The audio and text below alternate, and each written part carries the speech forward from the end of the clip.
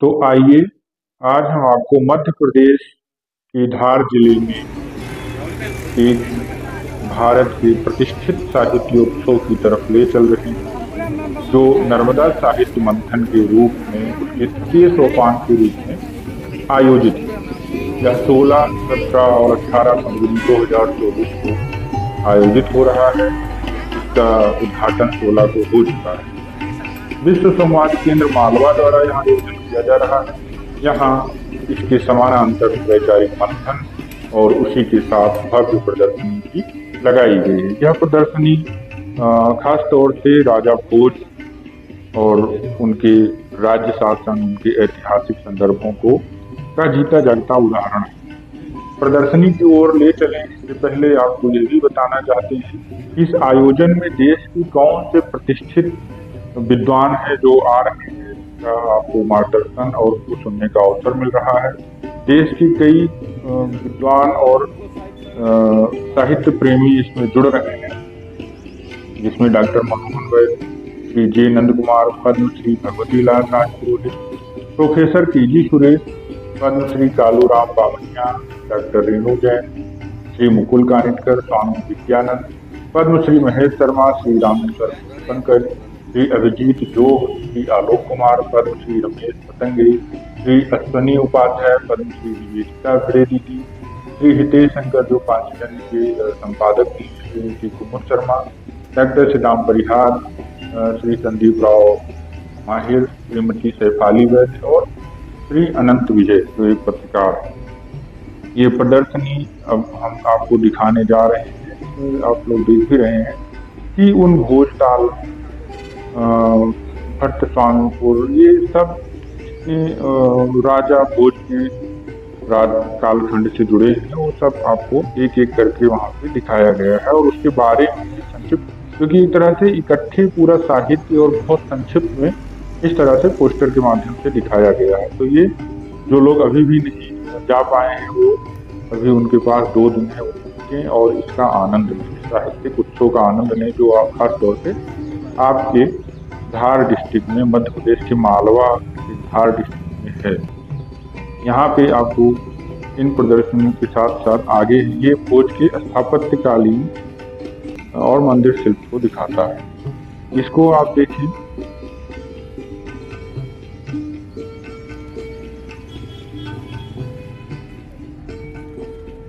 ये राजा भोज से जुड़ी, उनके राज्य शासन से, उनके समय के साहित्य, शिल्प और अस्त्र शस्त्र की संरचनाओं को लेकर आगे प्रदर्शनी है, जिसमें उस समय कौन से शस्त्र अस्त्र दुश्मनों से निजात पाने के लिए, उनसे जीतने के लिए प्रयोग में लाए जाते थे। ऐसी धरोहर का ये प्रदर्शनी है जो सामान्यतः देखने को ऐसे नहीं मिलता है इकट्ठा। अंग्रेजों के दौरान, जो अंग्रेजों के समय में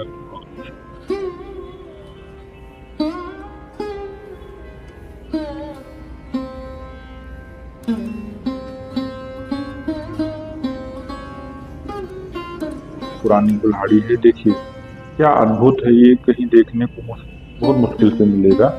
ढाल है, ये दूरबीन है। संकल्पना आज से हजारों वर्ष पहले की गई थी। उस तरह की दूरबीन को दिखाने का प्रयास किया गया। अब सबके लिए, जो दर्शक उनके लिए लायक है।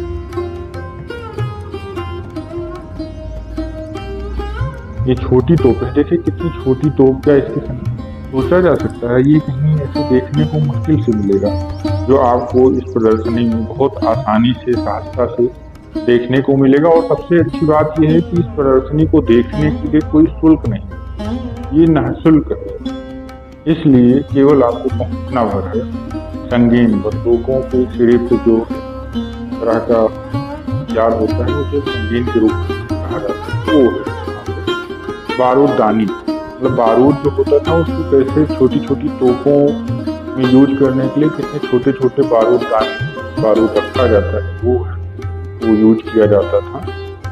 वो स्पष्ट आपको देखने को मिल रहा है। फरसा है जो समय यूज किया गया था। साधारण तलवार जो 3 नोक वाली, ये सब राजा भोज के शासनकाल से जुड़े, उनके यादों से जुड़े, उनके शौर्य और उनकी शौर्य की जो गाथाएं हैं उनका ये चित्रण है। खुकरी है एक तरह का हथियार जो यूज किया जाता था।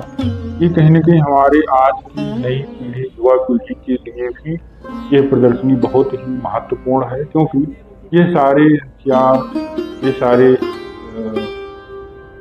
जो ऐतिहासिक संदर्भ हैं और जीते जाते उसके उदाहरण ये विलुप्त होते जा रहे हैं। इनके बारे में लोग भूलते चले जा रहे हैं। हम आधुनिक जो पिक्चर हैं, मूवी है या कुछ ऐसे सीरियल हैं, वहाँ पे ही देखते हैं तो लगता है क्या ये ऐसा रहा होगा। तो ये जो प्रदर्शनी है ये उसका जीता जागता उदाहरण। ये देखिए किस तरह से ताले यूज किए जाते हैं प्राचीन काल में। युद्ध के दौरान अस्त्र शस्त्रों से रक्षा है सिर पर पहनने वाला तरह का सुरक्षा कवच होता है, वो यहाँ पे दिखाया गया है। ताला कैसे होता था, ये कैसे अद्भुत प्राचीन परंपरा है, आधुनिक ताले से अलग। ढाल जो शत्रुओं से लड़ाई करते थे, युद्ध करते थे, यूज किया जाता था। ये बख्तरबंद है। बख्तरबंद हम देख सकते हैं। अग्निबाण, ये हमने रामायण और महाभारत की जो सीरियल है उसमें तो सुना ही है।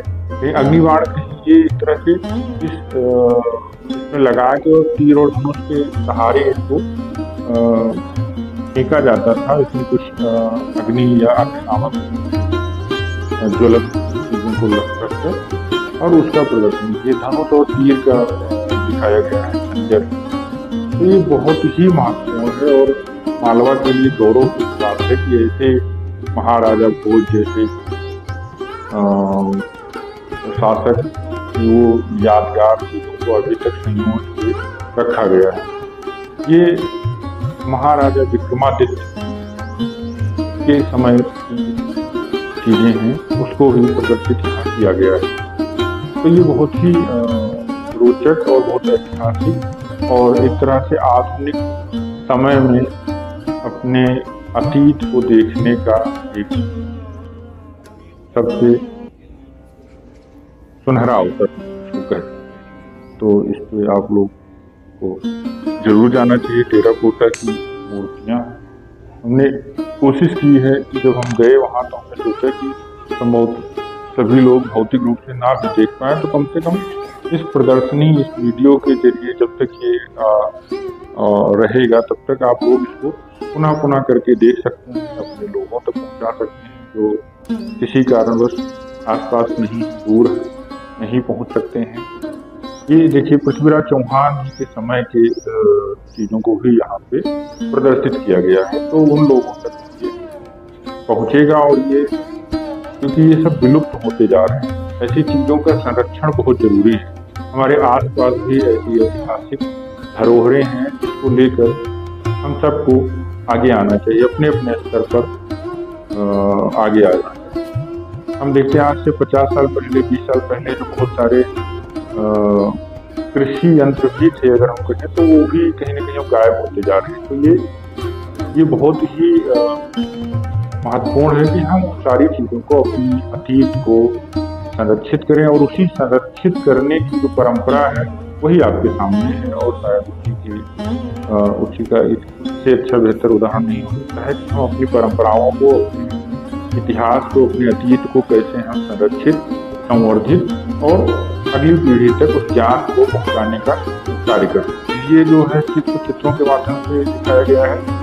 अब ये राजा भोज के समय कैसे शिल्प था, कैसे मकान बनते थे, कैसे किले बनते थे, ये वास्तु का क्या मान्यता थी, वास्तु के आधार पर कैसे बनाए जाते थे, ये सब उसका एक तरह से प्रदर्शनी यहाँ पर लगाई गई। तो ये अद्भुत है, अलौकिक है।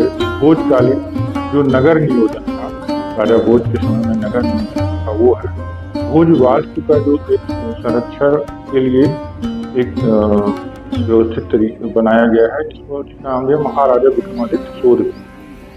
अब यहाँ पे आते हैं, ये एक कार्यालय है जहाँ पे पंजीकरण होता है। तो अगर जो लोग पंजीकरण के इच्छुक हैं वो पंजीकरण करा कर और उस कार्यक्रम में जो एक समानांतर चल रहा है, विद्वानों का मंथन है, बौद्धिक मंथन है, और खासतौर से नर्मदा।